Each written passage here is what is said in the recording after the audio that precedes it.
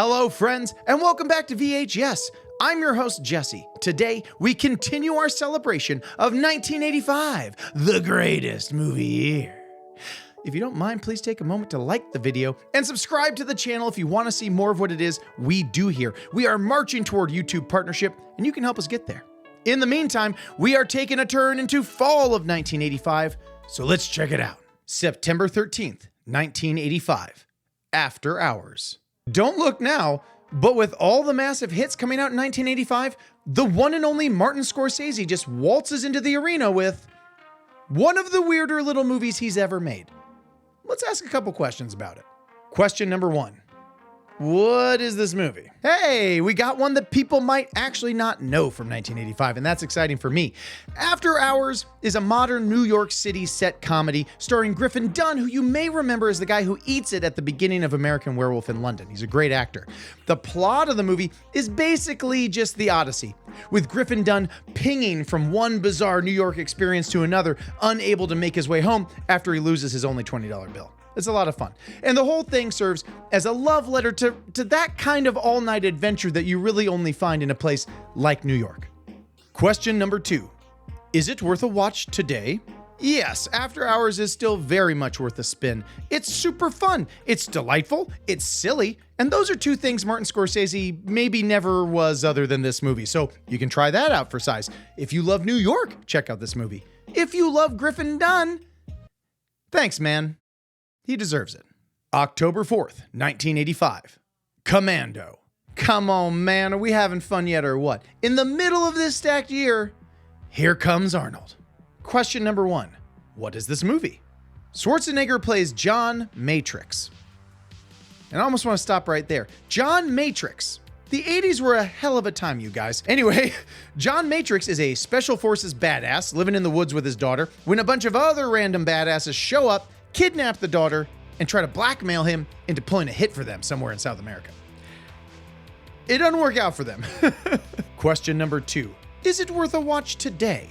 Yes, because Commando is the movie where Arnold finally becomes Arnold. Okay, check this out. He's already done Hercules in New York, Pumping Iron, whatever. He's also had, at this point, the two Conans, but that's really just a big dude being stuffed into a loincloth. It's just a spectacle of the muscles. He's done Terminator 1, but he's the villain. And again, big robot makes smash, right? It's not really him acting so much yet.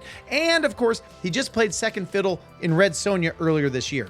But now, here come the star vehicles for Arnold. And it all starts with Commando. October 18th, 1985, Re-Animator. I was wrong about Re-Animator, man. I was wrong. I was a scared little kid when this movie was going around, and I wasn't going anywhere near it, to be honest. I finally watched it a year ago when I was making a video on something else, and I gotta tell you, Re-Animator is really what it is. Question number one. What is this movie? Fair question. Glad I asked it. Re-Animator is, it's a quaint little H.P. Lovecraft story, actually, just put to film, about a guy, a little weird guy, who wants to push science past the boundaries of human mortality in super gross ways. Question number two. Is it worth a watch today? Yes. But here's the thing. You don't actually have to love horror even to enjoy Re-Animator. It's not really all that scary. It's disgusting, it's upsetting, but it's also over-the-top hilarious. Even if you just watch Re-Animator to celebrate 1980s camp, my friend, you have found the camp champ. It's Re-Animator. But make no mistake, it gross. Best of the rest, October 1985. Couple quick hits to wrap out October 1985. Let's start with Jagged Edge.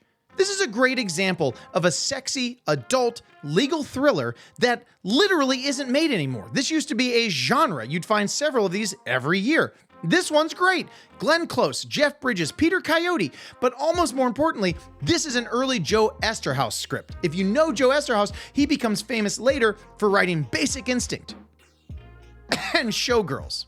Next up, Silver Bullet. Okay, this is a fundamental 1980s werewolf movie right here, all right? I'm not actually sure how well it holds up as a viewing experience in 2025, but I'll tell you one thing, the box sitting on the shelf at Blockbuster was enough to scare the pants off of this kid, so there you go. Finally, Crush Groove. Who doesn't love Crush Groove? I mean, it's not necessarily a great movie, but it is one of our great American time capsules. You're talking about young Blair Underwood in his first movie, Sheila E., and basically every important New York rapper of the day in the first all-hip-hop musical.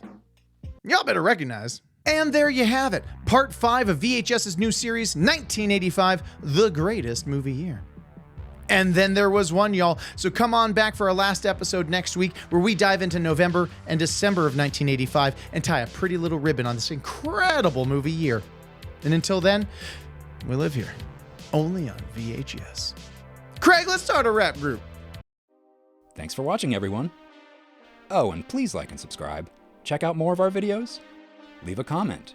Or don't. You do you.